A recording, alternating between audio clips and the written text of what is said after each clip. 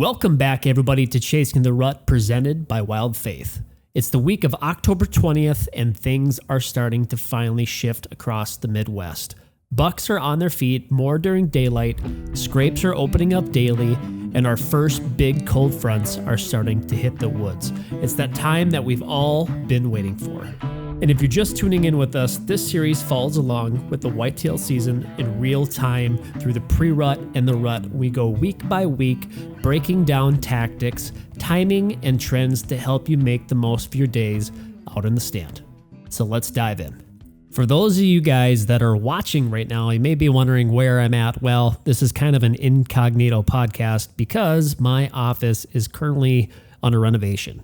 I'm putting in new flooring in, and it is a mess, and everything is everywhere, so you just get to listen to my beautiful voice. But I wanted to kick off this episode and say congratulations to all the youth hunters across Minnesota, and a big thank you to all those family members, guardians, friends, family, whoever got kids out this weekend to enjoy God's creation.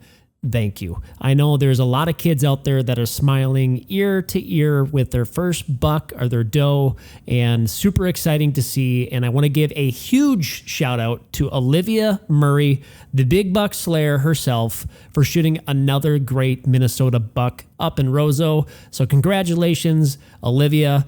Super exciting to see that you got another buck for the wall. So congratulations to all the hunters out there this past weekend for youth season here in Minnesota. Now getting into what we've all been waiting for, a mid-October cold front.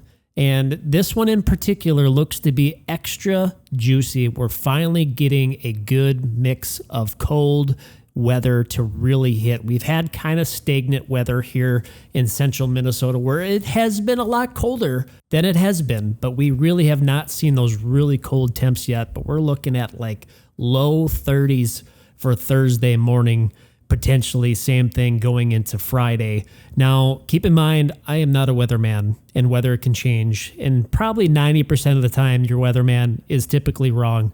So take this with a grain of salt. But we're looking at this on the Sunday before the week of the 20th, and looking at this right now, it seems to be that we're going to peak about Friday evening with this front blowing through, with it tailing off going through Saturday, Sunday.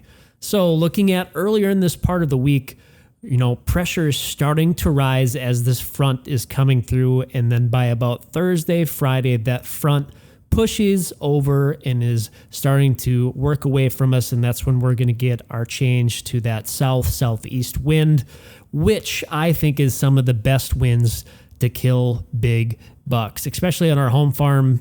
It always just seems to be that the big bucks move on a good east wind, and it's a really conducive wind for us to hunt as well with how our farm is laid out. So to say the least, that I am extremely excited to go back home this weekend and bow hunt, because not too often, when we put dates on the calendar, the dates are on the calendar and we can't really change that.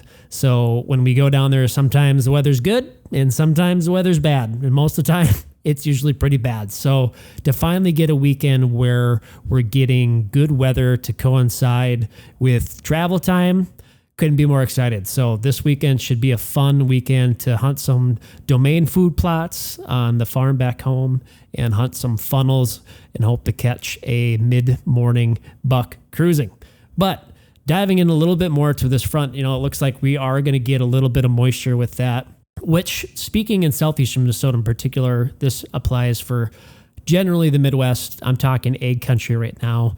With precipitation that we are getting, the one big factor that we have for hunting our region back home is agriculture. And it does seem to be when that egg is still in, not everybody's seeing their biggest buck yet, because a lot of them, I feel like, are living in alleyways or ditches, places where they don't want to be seen or found, and they only come out in the loom of darkness. But we've been making some pretty good progress from what it sounds like that I've heard across the state here for getting crops out. I know a lot, if not all, the beans are out.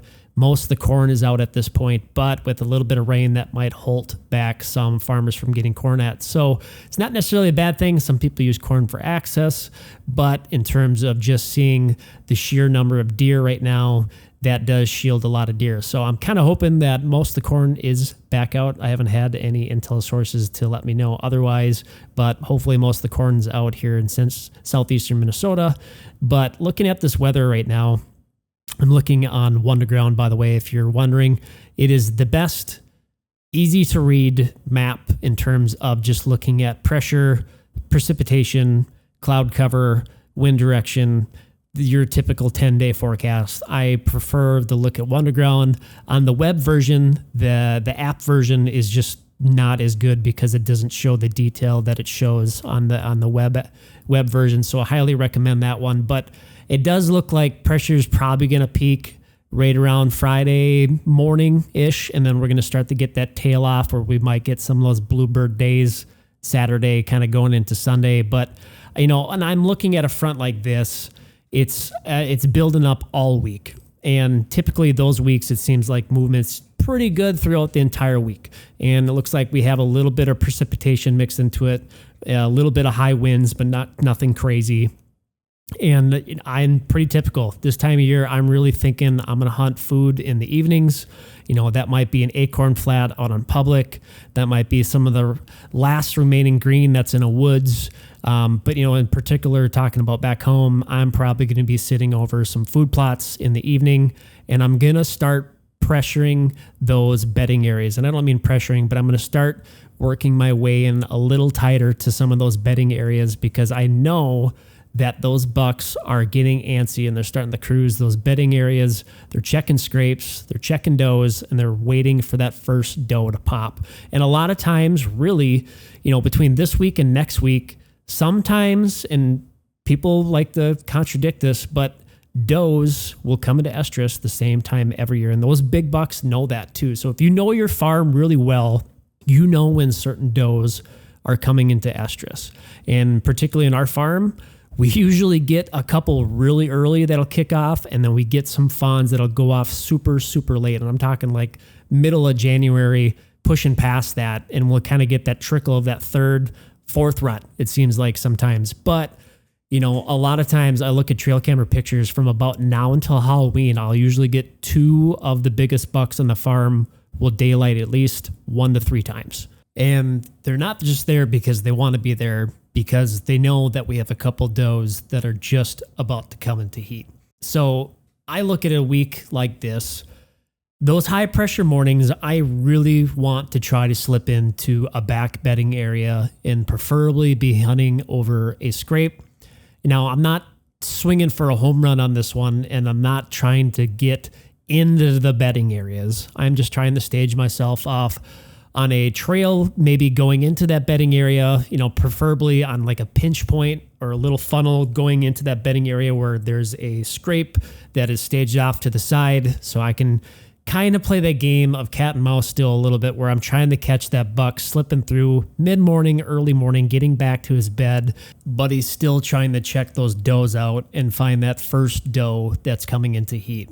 But I still look at the evenings are a great time to capitalize on killing these bucks right now, especially if you got green fields. I mean, this is the pros of having food plots. I mean, I just think about having even just a kill plot. It could be a tiny 16th acre, quarter acre, whatever that might be, go into a destination food plot. If that's a picked bean field with some spilled beans, or if that's a cornfield, whatever that might be. There's alfalfa. There's a ton of different things. But, in particular, I think of the domain food plots that we got on the farm right now.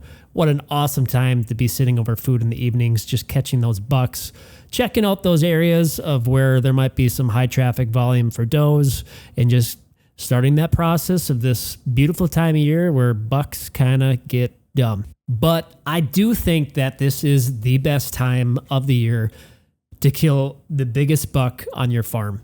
Outside of late season when they're desperate for food, I really think that this is your best time to kill the biggest, baddest buck in the woods if you got them.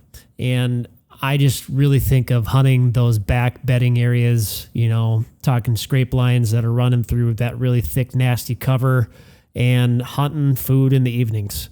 And they kind of go hand in hand. This is such a great time to be hunting over food plots. If you have access to private land and you have access to food plots, great time. Deer crushing greens, agriculture is coming off. These deer are really putting on the pounds. I mean, I don't know if you've seen any trail camera photos lately, but bucks are huge. And we're really pushing that window here with next week where it's going to be all cannons going off, where these deer are just full send pre-rut. We're kind of on that cusp right now where potentially you could get that first doe to come into heat. I would say by this weekend, maybe even earlier.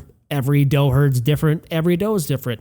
But that could certainly happen. And, this is usually when those biggest bucks are usually the ones that kind of get the first doe. And it just seems to be like for our particular farm, where usually about from this weekend to Halloween, our number 1 and 2 usually show up pretty consistently for 2-3 days, and then they're gone. And then they're out chasing does, who knows where else. So I really hope that we can kind of close the chapter with some deer here these next 2 weeks. But yeah, I'm primarily focusing, looking at this front in particular. Again, would I take any days off from work? I love those cool mornings with low wind where it is chilly. And I'm looking at Thursday, Friday this week, we're talking where we're going to get those mornings where it does seem we're going to have lower winds. We're going to have that cold temperature. We're going to kind of have those bluebird mornings-ish where, those are the mornings you dream about, that you are sitting at work wishing you were in a tree stand. So would I take a day off? Yeah, I would probably take a day off. I'm not going to throw all my PTO out the window and just full send it, but I would maybe take a day off, Thursday or Friday. Those bluebird mornings where you get cold temperatures, low wind, really big fan of those. Those are the ones that we dream about. But yeah, it's super exciting. We're finally getting into the meat and the potatoes of the pre-rut. And it's going to be all guns a-blazing next weekend. I mean, it's exciting. We're finally there. We're a week and a half from all day sits in a tree stand and just praying that your number 1 target buck shows up. But closing things out, I want to give a couple shout outs. First shout out, Sam Melton. Congratulations on killing an absolute mega giant in Wisconsin. He's actually going to be our next week's guest for Chasing the Rut. So super excited about that one and to break down that story and that hunt for you guys.